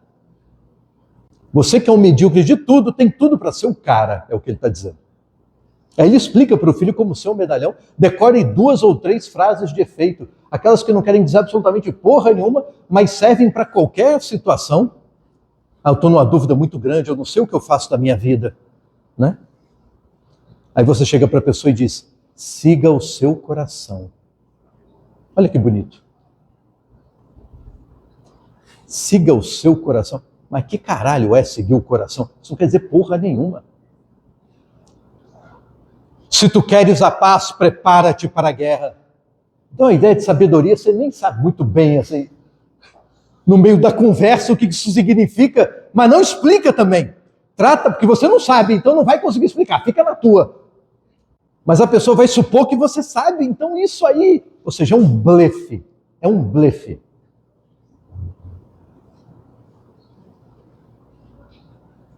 Olha, talvez ninguém te conte isso na vida assim, então. Mas 90% do comportamento humano é blefe, é embuste. É embuste. No direito, então, a rota data vênia, mas é uma erudição, é tipo uma cebola, que só tem casca. Se for tirando a casca, você vê que não tem miolo, não tem porra nenhuma dentro. Nada. Embuste. No meio empresarial é ainda pior. O cara vem, eu sei, isso aí é um mindset changing. Saca uma porra qualquer em inglês. Né? Uma vez fui dar uma palestra, eu quero fazer um briefing. O meio empresarial gosta de briefing antes de palestra. Eu falei, tá bom, briefing. Aqui nós valorizamos muito a resiliência. Eu virei para ele, eu não sei o que é resiliência. O que é? A resiliência é um atributo da física. Eu falei, vocês são físicos aqui? Não. Continuo não entendendo, então, o que você quer dizer com resiliência. Não, a resiliência é um atributo que alguns metais têm, que você os deforma e, submetidos a certa pressão, eles voltam à forma original. Eu falei, disso aí eu até sabia. Mas, mais uma vez, o que tem a ver com isso aqui? Né? Eu fui forçando de propósito, porque eu queria que ele me dissesse. Porque eu realmente não sei o que passa na cabeça de uma anta dessas. Aí o cara chegou e disse, não, porque a gente pega um trabalhador aqui, a gente pega um colaborador, né? Todo mundo colabora ali, está todo mundo sem, né? Porque na empresa é assim, você está passando na porta, eu não tenho o que fazer, o pessoal está se esforçando, vou lá colaborar, vou lá ajudar. Oi, posso ajudar? É assim, né? Aí está lá o colaborador, e nós pegamos o colaborador, colocamos ele para trabalhar num projeto que é desafiador, tirar da zona de conforto, quer dizer que o ideal é o desconforto, é a tristeza, a alegria no ambiente de trabalhar, algo indevido, tem alguma coisa errada, ele está na zona de conforto, está improdutivo, tem que estar ali se fudendo, né? Esse é que é o ideal. Aí ele é lançado num desafio, quer fazer uma porra que ele não sabe fazer, e ser cobrado ainda por qualidade e prazo. E depois ele é lançado em outro projeto, ele vai se moldando, ele usou essa expressão, ele vai se moldando no ambiente. Aí eu falei, que nem uma ameba, que você bota no jarro, ela toma a forma do jarro, e o cara ficou feliz. Isso! Feliz porque eu entendi. Tipo, agora esse cara entendeu. A gente ainda paga para ele, não sei nem por que estamos pagando, ele não sabe nada. Mas é esse o nível, você entendeu? E o cara acha... Só vê a superfície. Só vê a superfície. Não vê as coisas acontecendo. Não vê as coisas como realmente são. Isso é inteligência. A ciência pode camuflar isso. O conhecimento pode camuflar. Tem outra que ele chama de sabedoria. Para Platão, você sabe, a sabedoria é ter essa mente ligada no ideal das coisas, é conhecer o eidós das coisas. Mas para Aristóteles, não. A sabedoria é essas duas coisas juntas. O sábio é aquele que tem inteligência e repertório. Não existe sábio inculto. Não existe sábio sem estudo, para Aristóteles. Também não existe sábio só com leitura, sem entender merda nenhuma. É um papagaio que repete conceito, sem saber exatamente o que está repetindo. E você já passou por isso. Tem tanta coisa que você pega, você estuda aqui no raio do curso de Direito, estuda para passar na prova, e você decora, e você sabe o que tem que responder quando bota aquilo, mas no fundo, tu não entendeu essa merda.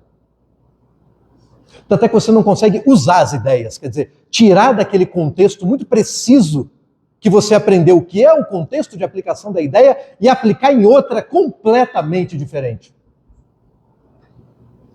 François Quesnel era um médico francês, era médico de Madame Pompidou, que era amante de Luís XV na França. Esse cara inventa o capitalismo, a teoria econômica do capitalismo. E é um médico. É o primeiro que vai pensar a economia de forma sistêmica, que as atividades econômicas estão interligadas umas às outras e medir o quanto uma interfere na outra. E sabe como ele fez isso? Porque médico pensa corpo humano. Corpo humano é algo natural, algo de natural no comportamento humano. E que talvez imite a mesma lógica do corpo humano. Então ele pega um saber da medicina e estrutura uma ciência nova, chamada economia, perdão. Adam Smith, quando escreve A Riqueza das Nações, Adam Smith era um professor de ética. Escreveu 2 livros na vida, A Teoria dos Sentimentos Morais e A Riqueza das Nações. Entre um livro e outro tem 30 anos de distância. O que o próprio Adam Smith diz que a grande obra dele é A Teoria dos Sentimentos Morais. A Riqueza das Nações é o seguinte, eu vi um papo de economia desse francês, François Quesnel, e ele, vou pensar em cima disso, vou pensar em cima das ideias dele. Então ele não inventa muita coisa da ideia do liberalismo econômico. Quem inventou foi esse francês. E ele cita o cara, não está nem escondendo, não esconde o jogo. Organizou de um jeito mais legal, mais detalhado. Mas por isso que ele diz que não é um livro que não tem muita novidade, boa parte das ideias estão lá. Inclusive, no liberalismo, você diz que uma das regras é o laissez-faire, laissez-passer. Aí atribui-se a Adam Smith. Não sei se você reparou, mas Adam Smith, pelo nome, não é um sujeito que nasceu falando francês. Ele é escocês. Já François Quesnel, é dele o tal do laissez-faire. O outro só adapta. Né? Mas é uma inteligência muito grande. Você conseguir pegar o raciocínio, um modelo de pensamento, ou uma epistemologia, como a gente chama, de uma área do conhecimento, e usar para entender outra. Grandes saltos tecnológicos foram feitos assim. Mas isso só acontece se você tiver isso aqui. Ó. E para ter isso aqui funcionando de forma eficaz, você também tem que dominar o conteúdo. Ou seja, a sabedoria não tem jeito, tem que ter as duas coisas. Mas isso é a sabedoria, essa habilidade de domínio tal que você consegue aplicar a outras situações. Para Aristóteles, o bom domínio dos sentimentos na ética, atingir o meio termo, requer esse tipo de sabedoria e mais. Como boa parte das ações estão ligadas a um acontecimento, a um fazer alguma coisa na vida, é uma que ele chama de prudência.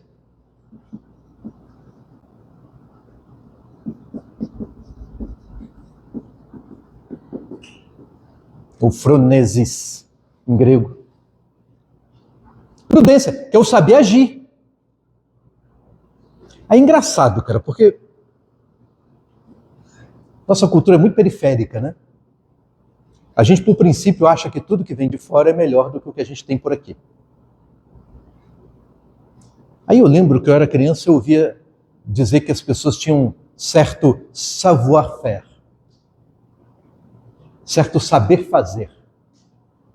Porra, savoir-faire, que parece que a pessoa tem que usar uma língua diferente, porque parece ser uma coisa que uma ideia que nunca existiu aqui, é o que a gente chama de prudência, porra.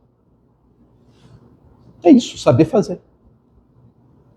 Aí, como o francês, na época mais antiga, era assim, a língua da cultura, a língua do dominante cultural, hoje é o inglês, hoje você disse que o sujeito tem certo know-how. Tem que ter um know-how. O que é know-how? A porra da prudência de Aristóteles. É saber fazer alguma coisa. Sabe fazer alguma coisa? Você sabe como agir? Sabe aquela situação delicada?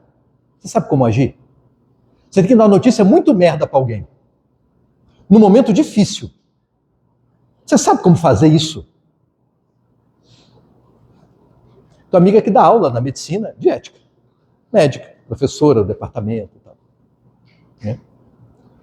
E assim, uma parte importante da ética para aluno de medicina é dizer como se relacionar com o paciente, inclusive em momentos difíceis.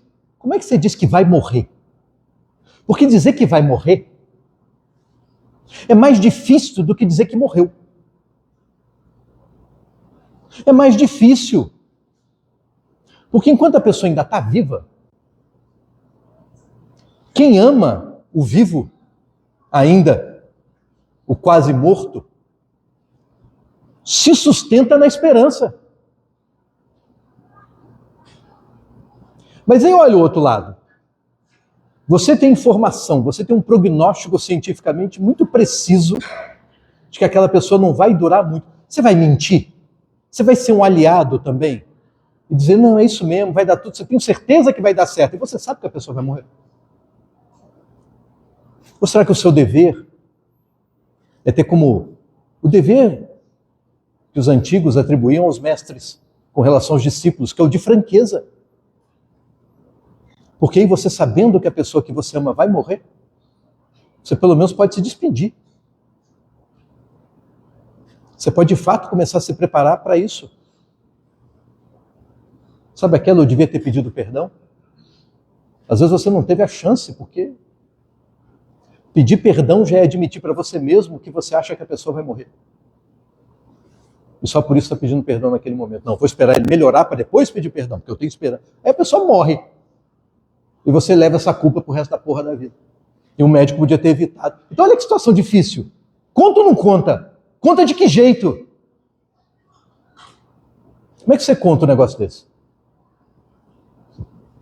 É até a piada do sargento que tinha que dizer pro soldado que a mãe dele tinha morrido. Sargento, né? Estereótipo de sargento. Disse que a mãe do Cabo Silva morreu, mas cuidado, ele é uma pessoa muito sensível. Mas não, pode deixar. Pelotão, sentido? Pá. Quem tem mãe viva, um passo à frente. Pá. Cabo Silva, um passo atrás. É a forma, você entendeu? Isso é a prudência. Isso é a prudência. Fora isso, tem a tecne. A tecne. Ou a habilidade manual mesmo, a habilidade de fazer coisas manuais. A habilidade de criar, de inventar, de, sabe? Uma habilidade mecânica no mundo. Tecne. O bom ciclista tem tecne. O bom jogador de futebol tem tecne. E tem uma última.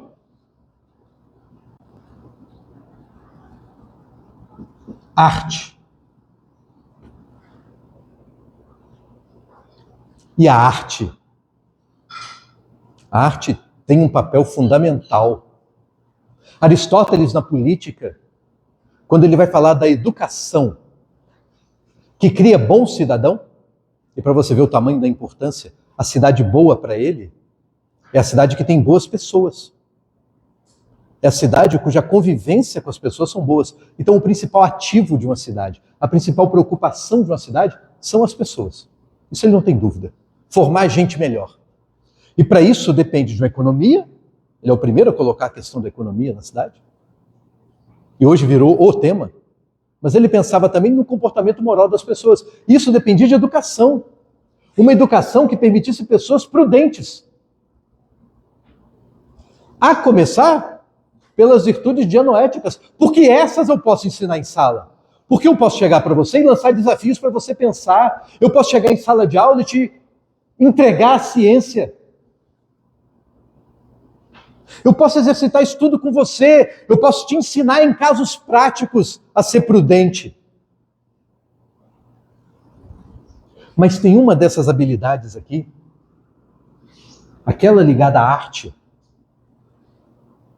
em que para Aristóteles a principal delas é a música, a educação musical. A música é uma inteligência dos sentimentos para ele. Com a música, e não tem música assim que você escuta, não tem uma letra, não tem uma mensagem, tem só um som.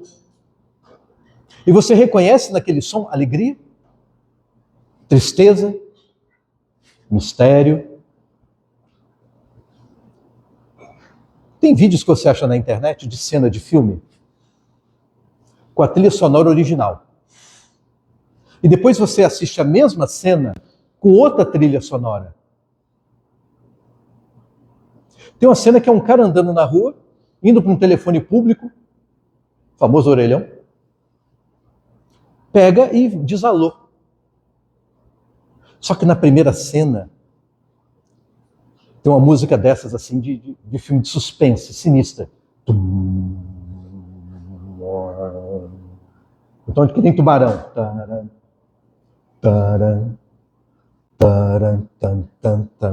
Sabe aquela, né? Você vai ficando meio tenso com aquilo. A cena parece tensa. No outro tem uma música alegre. Aí a cena parece alegre. A mesma coisa que você está vendo. Só que mexe com o seu sentimento enquanto você vê. A trilha sonora é fundamental. Aí você olha nos filmes, nossa, que discurso motivador esse personagem faz. Aí quando você olha as palavras, você repetir aquilo no auditório não tem o mesmo efeito. Sabe por que não? É porque o cara está falando e tem musiquinha no fundo. Então, musiquinha que já mexe com as tuas emoções. Então, a música, as artes visuais, vale para a escultura, vale para a pintura, mas enfim, na época de Aristóteles, a escultura era muito mais significativa que a pintura. Mas, sobretudo, a música é uma educação dos sentimentos. E se a ética depende do controle dos sentimentos, como que é essa razão? Como que o conhecimento? Eu dizer para você, olha, o certo é isso. Mas como que isso vira uma vontade em você? Como vira aquele cocheiro, no exemplo do Platão, que conduz os 2 cavalos? Como vira uma vontade de controle dos sentimentos se você não exercitar o próprio sentimento? Na truculência. Ou seja, as suas virtudes dianoéticas desenvolvidas para Aristóteles é um instrumento que você tem para conseguir, com relação aos seus sentimentos, que a forma boa de lidar com elas é o meio termo, levá-los ao meio termo.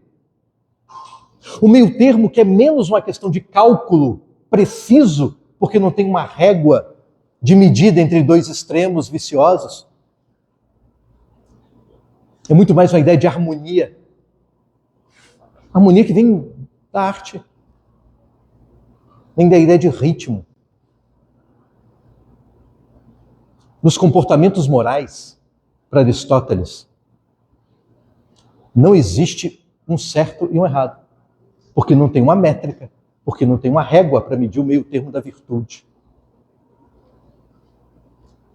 E, portanto, também não existe uma razão calculada que resolva para você o que fazer, que te dê respostas, como não há lei.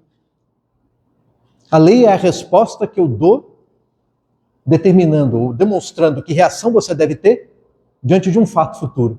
Isso é a lei. Se isso acontecer, faz isso. Está aqui a lei, mandando fazer alguma coisa. Antes de você fazer. A razão não consegue fazer isso.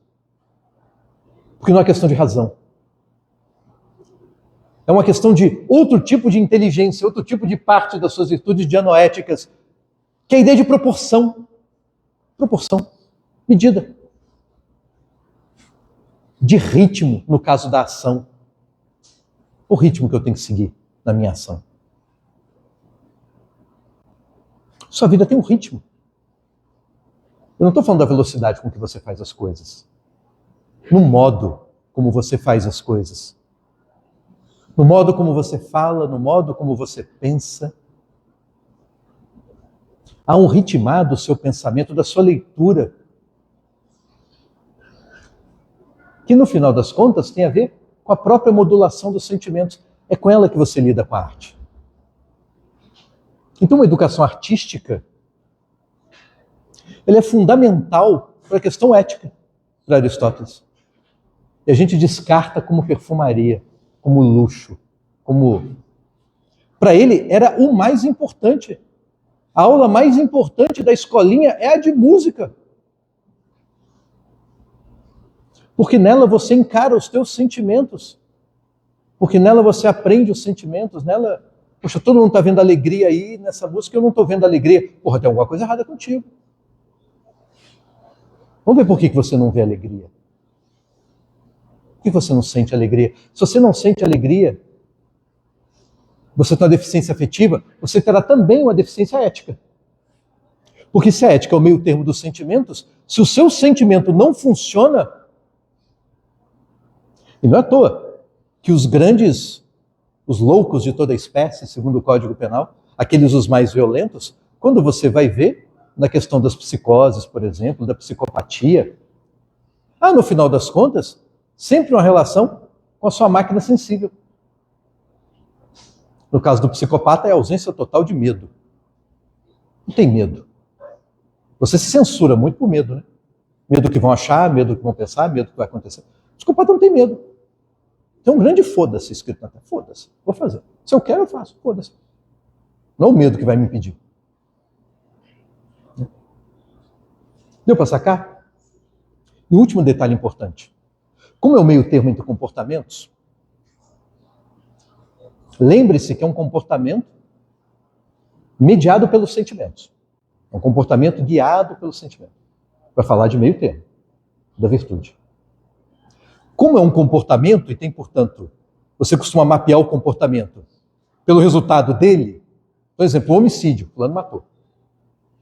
Não há que se falar em meio termo do homicídio, você entendeu? Não é aí que está a virtude, nesse tipo de acontecimento. Não há meio termo.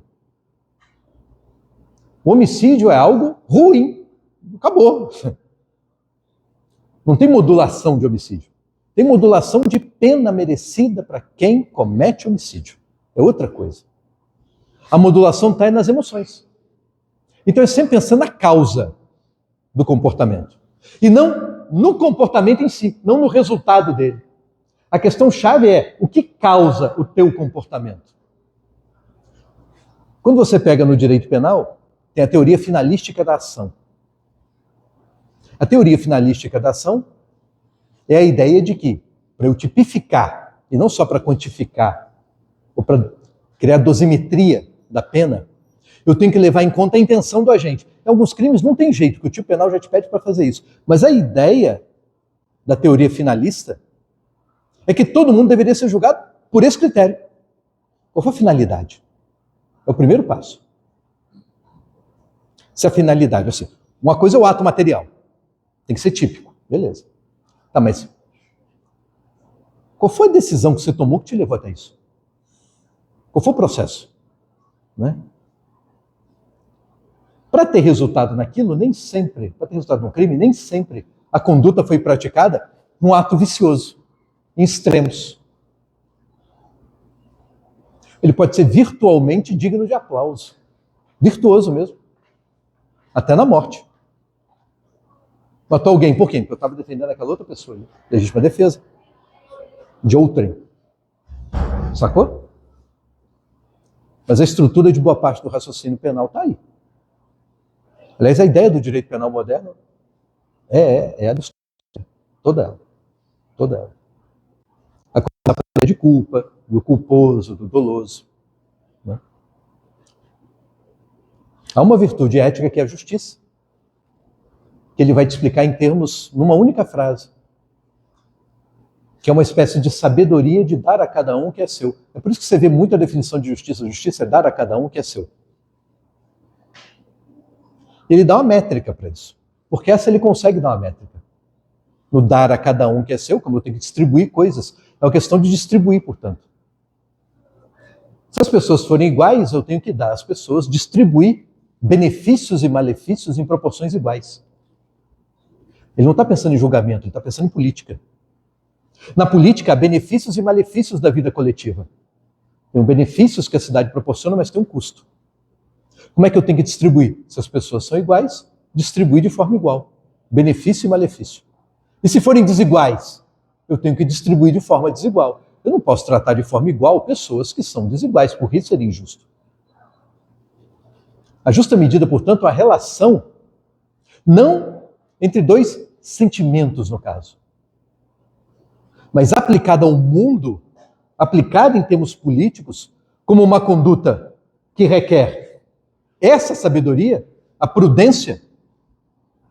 Aliás, é daí que os romanos vão tirar jurisprudência. Requer do juiz a capacidade ou a virtude dianoética da prudência, de saber agir com relação aos outros. E o saber agir com relação aos outros significa, primeiro passo, é uma relação de igualdade ou desigualdade? É a primeira questão. Se for de igualdade, eu tenho que dar tratamento igual. Se for desigual, eu tenho que dar tratamento desigual na medida da desigualdade. De forma compensatória uma da outra. E por isso ele acha que a lei, pura e simplesmente, não garante justiça. Porque a lei te dá um norte, a lei te dá um critério. Mas ela só funciona de forma mais simples se as pessoas forem iguais. Como as pessoas são, no que diz respeito àquela conduta, à sua vida social, às suas condições econômicas, os seus critérios morais, a causa do seu comportamento, desiguais, requer-se de quem julga essa virtude dianoética, da prudência, para, a partir da lei, aplicá-la na sua justa medida. Então é engraçado, porque a teoria contemporânea do direito, que você vê aparecendo nesses autores ligados a uma filosofia da linguagem, em que fala não de interpretação, mas de argumentação, de retórica, teoria da argumentação, com Alexi e companhia, famosos aqui. A ideia que eles trazem de norma na teoria contemporânea é que norma não é o dispositivo legal, a norma é o dispositivo interpretado. Para Aristóteles é isso. Porque o objetivo do direito é justiça. Então a norma em si, para ele, não vale muita coisa. A norma é só um critério útil. Útil, única e exclusivamente na medida em que as pessoas são iguais. A partir do momento que elas são desiguais, fudeu. Aí requer de você desenvolver isso. Como que eu formo juízes? Pela prática da prudência. Não é ensinando o código, é ensinando a prática da prudência. No caso concreto. E o ponto de partida para a análise do caso concreto. Olha os elementos, quais são as diferenças, quais são as distâncias. Ele vai falar de analogia, sabe aquilo que está na lei de introdução às normas do direito brasileiro? Eu ainda tendo a chamar de LICC, é coisa de quem é velho. Eu nasci chamando de LICC, para mim vai morrer assim. Né? Lei de introdução ao Código Civil, que é engraçado, porque não introduz código nenhum. Né? Nem é sobre direito civil, é o direito inteiro, mas enfim. Mas é um nome engraçado. É porque é cópia da lei francesa que mudou, que revogou o Código Napoleônico. Né? Que é de 1920 e pouco. Século XX já mudou o Código Napoleônico. E fizeram uma lei para preparar o advindo, né? O advento da lei nova, como era um impacto muito grande no sistema legislativo, fizeram uma lei de introdução ao novo código. O Brasil copia, e copiou o nome, inclusive. Aí ficou a lei de introdução ao Código Civil sem um Código Civil a ser introduzido. Né? Mas ela diz lá que o juiz deve decidir de acordo com a lei. Quando diz, quando a lei for omissa, né? Logo, se não for omissa, você já sabe o que fazer. O juiz decidirá de acordo com analogia, costumes e princípios gerais do direito. Analogia de análogos, razão semelhante. A razão semelhante não é pegar a mesma norma e aplicar o caso concreto. Se eu tenho uma norma, eu tenho um caso, né? Essa norma se aplica a esse caso 1. Eu tenho um caso 2, para o qual não tem norma. Tem uma lacuna. Não é pegar isso aqui e aplicar aqui. Isso não é analogia para ele. Se eu pego a norma 1 e aplico ao caso 2, eu estou seguindo a regra. Eu estou dizendo que tem norma. Que essa norma não é só para o caso 1, vale para o caso 2 também. Isso não é analogia. Analogia é quando você inventa uma norma. Inventa, que é o que acontece na prudência. No ius baseado na prudência, dizem os romanos. Eu invento. Mas eu não invento do nada, eu tenho que ter um critério. Qual o critério? É a ideia de proporção. A mesma proporção da justa medida. Mas a proporção, como os casos são semelhantes, essa norma prevê uma proporção com relação a esse caso. A norma 2 que você vai criar, por analogia, tem que manter a mesma proporção com o caso 2. Tipo, o caso 2 é diferente. Eu preciso de uma norma só para ele. Mas essa norma tem que manter a mesma proporção que está previsto no primeiro. Como quem diz, eu, juiz, não posso fugir da norma. Não tendo norma, eu não posso fugir da ideia de proporção na relação entre norma e caso concreto. Porque é na ideia de proporção entre norma e caso concreto que está a justiça. Então, se eu fujo dela, eu fujo da justiça. Né? Deu para entender isso? Deu para entender isso? É por isso que Aristóteles vai dizer que a justiça está no homem justo. O homem justo é um homem virtuoso. Mas no caso do juiz justo, que é diferente do homem justo, para ser o homem justo é simplesmente alguém que é bom de se conviver na cidade. Mas para ser o juiz justo, é aquele que não é só o cara da convivência, é o cara que julga. Mas o cara que julga, as principais virtudes nem são as éticas. São essas aqui. Sobretudo essa. Daí a jurisprudência. É ser o sábio do direito, é saber aplicar o direito. A gente virou só decisões reiteradas dos tribunais. Mas a pergunta é, se você pensa nisso tudo aqui, o que você tem feito para se aperfeiçoar nisso? Nessa inteligência aqui. Nessa habilidade mental de ser prudente. Né? Porque é aqui que está o teu aperfeiçoamento, na área do direito. É nisso aqui. E você sabe o caminho, o hábito. Como é que você aprende a julgar? Julgando. Você exercita isso mentalmente? Sabe? Para exercitar mentalmente, você tem que encarar caso para o qual não tem resposta.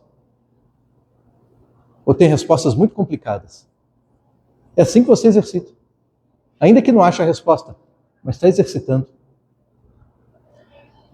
Se você é atleta e vai correr numa competição, numa corrida de 100 metros rasos, você olha uma meta. A sua meta é o recorde da competição. A cada treino, a cada tiro que você dá, não quer dizer que você vai bater o recorde. Mas é para ele que você está olhando. Enquanto eu não chegar lá, eu tenho que treinar mais. Aqui é a mesma coisa. Qual é a sua meta de prudência? Qual é a sua meta de justiça? Qual é a sua meta com relação ao direito? Para saber o quanto você tem que treinar. O quanto você vai exercitar no seu comportamento, sabe? O que você quer? Sacou? São perguntas que não tem resposta. Porque a vida é sua, não é minha. Eu não posso te dar as respostas. O máximo que eu posso te dar são as perguntas certas. Às vezes a gente não acha a resposta porque a pergunta já está errada. Né? Deu para entender? Deu para sacar? Desculpa passar um pouquinho do intervalo. Eu reconheço a fome, o quanto ela é poderosa, né? A gente mistura agora essa primeira fase de vocês se prepararem para o trabalho. Quem ainda não se antecipou, a ideia é fazer em grupo, dividam-se em grupos. Vocês vão ter que me entregar isso hoje por escrito, por gentileza. Mas antes disso, vocês vão meio que apresentar aqui, para a gente quebrar o pau. A ideia é que quem não brigou ainda por causa da comissão de formatura, brigue por causa do trabalho. Beleza?